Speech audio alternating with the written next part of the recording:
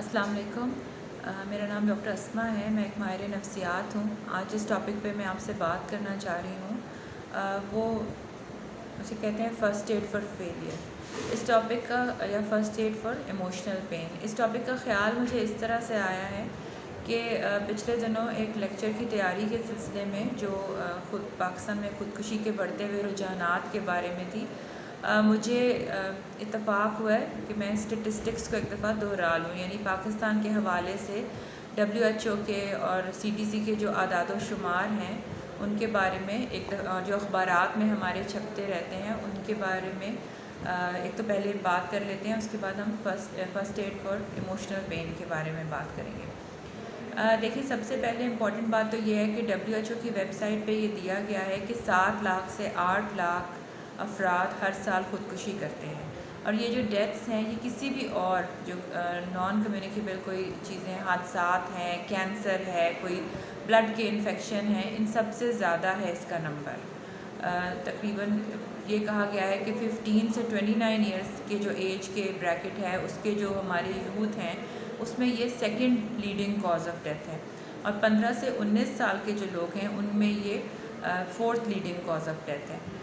इसी हवाले से अगर हम ये बात करें कि पाकिस्तान की आबादी जो है उसमें नौजवानों की तादाद तकरीबन 52 से 54% है। यानी हर 100 में से 52 से 54 जो हमारे लोग हैं वो यंग जनरेशन के हैं। तो उस हिसाब से ये आदाद व शुमार हमारे लिए और भी परेशान कुन साबित होते हैं। तीसरी जो परेशानी की बात यह है कि ज़्यादातर जिन मुल्कों के बारे में कहा गया है कि वहाँ सुसाइड का रेट बहुत हाई है, उनमें ग्रीनलैंड शामिल है, यूरोप के बहुत से ममालिक शामिल हैं। तकरीबन जैसे इन जगहों के ऊपर ये 25 से 35% है, जबकि जो है वो कनाडा में ये कहा जाता है कि ये तकरीबन 15% है। लेकिन इसकी ये वजह भी हो सकती है कि इन जगहों पे आदाद व शुमार और रजिस्ट्री मेंटेन की जाती हैं अस्पतालों में और इनके रिकॉर्ड रखे जाते हैं। पाकिस्तान के बारे में ये कहा जा रहा है कि हर 1000 में से 7 लोग ख़ुदकुशी कर रहे हैं। ये जो है वो वर्ल्ड बैंक के आदाद व शुमार है। और इसी तरह से हमारे जो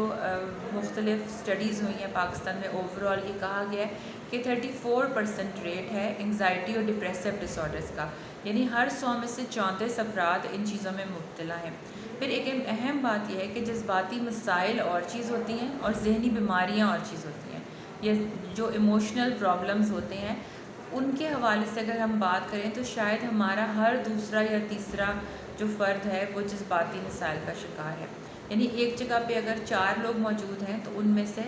हर एक शख्स जो है वो कभी ना कभी जज्बाती मसाइल से गुज़रा है, या उसे कोई ज़हनी बीमारी है या रही है, या वो इसका शिकार होगा। तो उस हिसाब से देखा जाए तो आदाद व शुमार ना होने की वजह से हम अपना बर्डन ऑफ डिसीज़ नहीं जानते हैं, और हम ये नहीं जानते हैं कि डिप्रेशन की क्या प्रेवलेंस है, और फिर डिप्रेशन जो है, शदीद डिप्रेशन जो ख़ुदकुशी का बायस बनता है, वो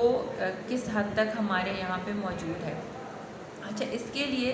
सिंध मेंटल हेल्थ अथॉरिटी ने एक स्टडी करवाई जो 2016 से लेकर 2020 तक सिंध के मुख्तलिफ़ अज़ला में जो रजिस्टर्ड केसेस हैं सुसाइड के, यानी वो लोग जो अस्पतालों में आए और वो जानबर नहीं हो सके या उनको ऐसी हालत में लाया गया और उनकी रजिस्ट्रेशन हो सकी, वो 767 केसेस हैं। 767 केसेस के ये कहा जाता है कि हर अटेम्प्टेड सुसाइड जो है या कंप्लीटेड सुसाइड, इसके साथ 20 से 25 इसके पीछे फेल्ड अटैम्प्ट्स होती हैं। यानी ऐसी हैं जो रिपोर्ट नहीं हुई हैं, जो लोग अपने घरों में रहे या बच गए या उनको बचा लिया गया या उनको करीबी जगहों से जो डॉक्टर्स या क्लिनिक्स हैं या हॉस्पिटल हैं वहाँ से इब्तदाई तिब्बी इमदाद दे दी गई। और इन लोगों के अंदर इम्पॉर्टेंट बात यह है कि ये जो 20 से 25 जो हैं वो सुसाइड जिन्होंने की और वो बच गए, अगले 1 साल में इनमें से 1/3 फिर से मतलब इनमें से कई लोग फिर से अटैम्प्ट करेंगे और 1/3 कामयाब हो जाएंगे। तो हमारा जो जिस शख्स ने सुसाइड की उसने आपको एक मसले की तरफ निशानदेही की, उसकी फ़ैमिली में ज़रूरत है बाकी लोगों से बातचीत करने की, उस इलाके में ज़रूरत है कोई कैंपेन चलाने की, और वो लोग जिनकी इनकम्प्लीट सुसाइड थी उनकी रजिस्ट्रेशन होना और उनके बारे में इलाज के लिए कोशिश करना ज़्यादा ज़रूरी है, क्योंकि उनको बचाया जा सकता है। इस सिलसिले में हम जानते हैं, अखबारों में आता है, मीडिया पे आता है कि हुकूमत और या रियासत की बहुत ज़िम्मेदारियाँ हैं। ہم یہ بھی جانتے ہیں کہ معاشرے کی بہت ساری ذمہ داریاں ہیں، اور لیکن آج جس چیز کے بارے میں آپ سے میں بات کرنا چاہ رہی ہوں وہ ہماری اب ایک اپنی فیملی میں پیرنٹ ہونے کے ناطے، ٹیچر ہونے کے ناطے، اور ہمارا ایک بڑا بہن یا بھائی ہونے کے ناطے، یعنی کہ ہمارے جو سرکل آف انفلوئنس میں جو لوگ ہیں ان کے اوپر جو ہماری ذمہ داری ہے، ایک فرد کی ذمہ داری، اس کے بارے میں بات ہو رہی ہے۔ یہ ہے کہ جب ہم آئیڈینٹیفائی نہیں کرتے ہیں، ایک جیسے معاشرے میں مرد اور عورتیں دونوں جینڈر کے لوگ رہتے ہیں، تو مردوں کے لیے تو ہم سمجھتے ہیں لڑکوں کے لیے کہ روتے نہیں ہیں، مرد ہیں، ہمت سے مقابلہ کریں، تو ہم ایموشنل پین کی اجازت نہیں دیتے، اور عورتوں کے لیے ہم کہتے ہیں کہ صبر کرنا چاہیے، عورتوں نے ہی گھر بنانے ہوتے ہیں، عورتوں نے مصیبتیں برداشت کرنی ہوتی ہیں، اگر بہن یا بیٹیاں ہیں تو انہیں بھی کہا جاتا ہے کہ تم چپ ہو جاؤ، ان کی جو ایموشنل اگر مسائل ہیں تو ان کو صبر کے ساتھ ہم چاہتے ہیں کہ وہ اس کو برداشت کریں۔ تو ایک جو ہماری سب سے بڑا جو ہمارا فیلئر ہے وہ یہ ہے کہ ہم ایموشنل پین کے لیے فرسٹ ایڈ کے اوپر یقین نہیں رکھتے ہیں۔ جب ہم یہ سمجھتے ہیں کہ بچہ کھیل رہا ہے، اس کو چوٹ لگ جاتی ہے، تو ہم ہی لوگ ہیں نا گھر کے جو اس کو سمجھاتے ہیں اور اس کو سکھاتے ہیں کہ تم آ کر اس کو ڈیٹول سے صاف کرواؤ اور اس پہ سنی پلاس یا بینڈ ایڈ لگواؤ یا پٹی کرواؤ۔ اور اسی طرح سے جب نزلہ زکام ہوتا ہے تو ہم ہی لوگ ہیں جنہوں نے بچوں کو سکھایا ہے کہ آپ نے یخنی پینی ہے،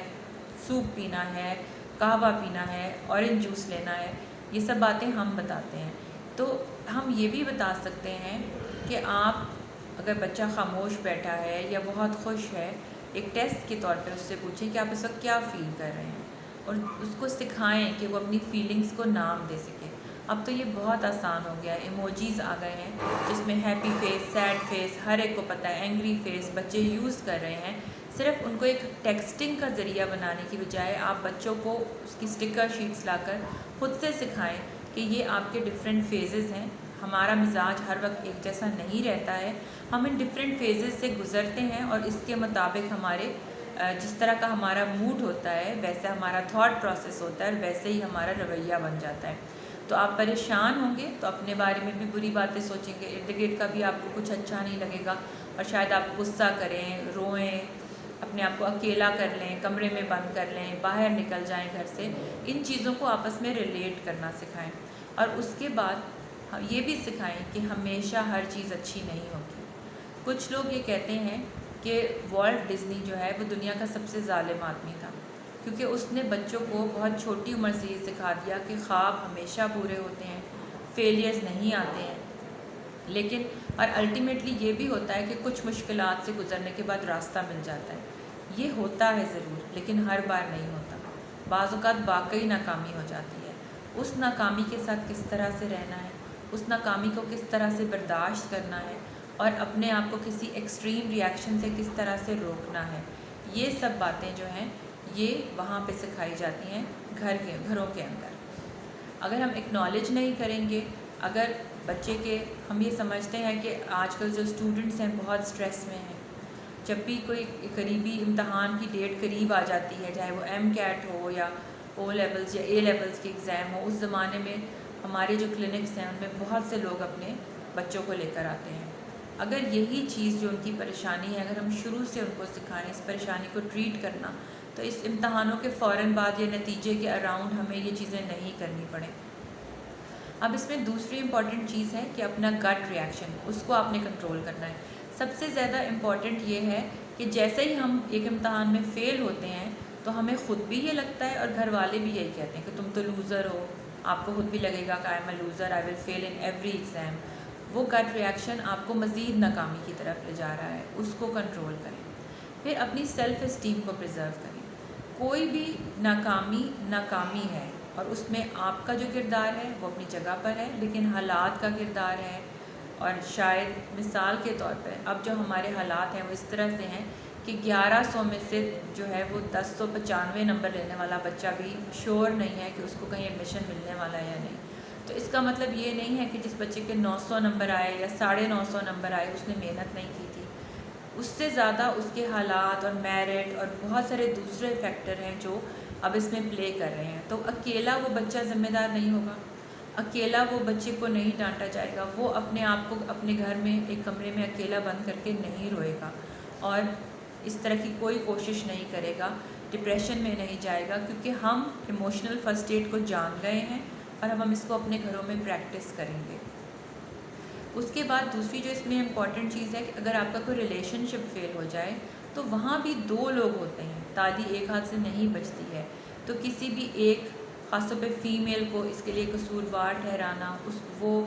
ہر طرح کی، ہماری بچیاں ہر طرح کی قربانی دینے کے لیے تیار ہو جاتی ہیں، اپنی عزت نفس کی، اپنے جذبات کی، اپنی ضرورتوں کی، صرف اس لیے کہ ان کے گھر چلتے رہیں یا ان کے ریلیشن شپ برقرار رہیں۔ بہت اچھی بات ہے، لیکن ایک حد تک جس میں کہ آپ اپنے آپ کو نقصان نہ پہنچا لیں، یا آپ اب مدد مانگنے سے بہتر کنویں میں چھلانگ مارنا نہ سمجھیں، اپنے آپ کو ہینگ کرنا نہ سمجھیں۔ تو اس لیے ایموشنل فرسٹ ایڈ بہت امپورٹنٹ ہے۔ جو بچے شروع سے اس نقطہ نظر کے ساتھ تربیت پائیں گے اور ان کی پرورش ہوگی، وہ ایسے بہت سی مشکلات میں گھرنے سے پہلے ہی اپنے آپ کو سنبھال لیں گے۔ اچھا، اب ایک اور اس کی جو چیز ہے کہ سم ٹائمز یہ ہوتا ہے کہ آپ کے جو ایموشنز ہیں یا آپ کا موڈ بہت آف ہے، تو ایک چھوٹی سی ٹیکنیک ہے، اس میں ہوتا ہے کہ do the opposite what you are feeling. اگر آپ کا دل چاہ رہا ہے کہ اپنے آپ کو کمرے میں بند کر لوں اور روؤں، تو ایک ذرا سی ہمت کریں، رننگ یا واک کے لیے قریبی پارک میں چلے جائیں، یعنی آپ نے اپنے آپ کو اس ڈاؤن ورڈ اسپائرل سے بچا لینا ہے، ٹھیک؟ اور مجھ سے زیادہ آپ اپنے آپ کو زیادہ سمجھتے ہیں، تو یہ دیکھیں کہ جب بھی خراب موڈ ہوتا ہے اپنے تجربے سے دیکھیں، تو اپنے آپ کو ایک تو یہ کہ آپ کو انالائز کرنا آنا چاہیے، جو چیزیں آپ نے غلط کی ہیں، اسے کہتے ہیں وہ آپ سے جو غلطیاں ہوئی ہیں، اپنے آپ کو کوسے بغیر ان غلطیوں کا اندازہ کریں اور اپنے آپ سے پرومس کریں کہ آئندہ آپ ان کو نہیں دہرائیں گے، اس سے پہلے کہ آپ اپنی کوئی سیکنڈ اٹیمپٹ کریں، کوئی نیا وینچر شروع کریں، کوئی پڑھائی کی دوبارہ کوشش، کوئی جاب، کوئی کاروبار، کوئی رشتہ، جو بھی آپ کا جس چیز میں بھی فیلئر آیا ہے، اس کو دوبارہ شروع کرنے سے پہلے اس چیز کو یا اس میں دوبارہ ایکسپیریمنٹ کرنے سے پہلے اپنے آپ کو سمجھائیں، اپنے آپ کو سنبھالیں، سمجھائیں اور دیکھیں کہ آپ کی غلطی کس حد تک تھی اور کس حد تک آپ کے ارد گرد کے حالات اور دوسرے لوگ اس میں شامل تھے۔ تو پریکٹیکلی اور لاجیکلی اس کو انالائز کریں اور اس کے بعد جو ہے وہ دوبارہ کوشش کریں and find a meaning in your loss. ہر لاس میں سمجھ سکتی ہوں کہ ہر لاس میں میننگ نہیں ہوتا ہے، لیکن پھر بھی آپ کوشش کریں، جسے ہم کہتے ہیں نا کوئی نہ کوئی سلور لائننگ ہو، کوئی نہ کوئی لرننگ ہو۔ کہتے ہیں کہ غلطی وہ ہوتی ہے جس سے کچھ سیکھا نہ جائے۔